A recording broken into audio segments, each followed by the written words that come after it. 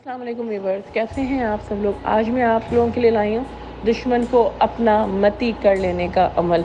ये हमारे बुज़ुर्गों का बहुत पुराना अमल है और बहुत ही मुजर्रब है। अगर उसको आप सही तरीके से कर लो तो ये 1000% काम करेगा।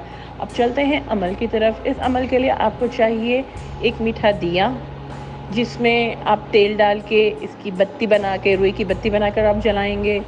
मीठी खुशबू की अगरबत्ती, मोतिया, संदल, गुलाब, उस दुश्मन की तस्वीर जिसे आप अपना बनाना चाहते हैं, अपना मती करना चाहते हैं, गुलाब के फूल या गुलाब की पत्तियाँ जो आप मीठे दिए के इर्द गिर्द, दुश्मन की तस्वीर के इर्द गिर्द और अगरबत्तियों के इर्द गिर्द गोलाई में या फिर स्क्वायर शेप में डाल देंगे।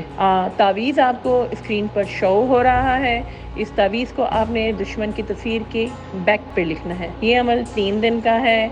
इसमें जगह, वक्त, साथ ये नहीं चेंज होनी चाहिए, वरना ये असर नहीं करेगा। फिर से आपसे रिपीट कर रही हूँ, दुश्मन की तस्वीर के पीछे लिखना है, इशा के बाद करना है, रात के पहर जब आपको कोई देख ना रहा हो और आप अकेले हों। फिर आप चाहे कमरे में बैठें कि आप किसी वीरान जगह पर बैठें, ये आपकी अपनी चॉइस है। पहले दिन आपने लिखना है दुश्मन की तस्वीर के पीछे इसकी बैक पे, यानी सर के पीछे, जहाँ पे इसका सर पड़ता है उस बैक पे आपने उसके पीछे लिखना है। दूसरे दिन जहाँ दुश्मन का पेट है तस्वीर में उसके पीछे लिखना है, और तीसरे दिन जहाँ पैर जाते हैं उसके पीछे लिखना है।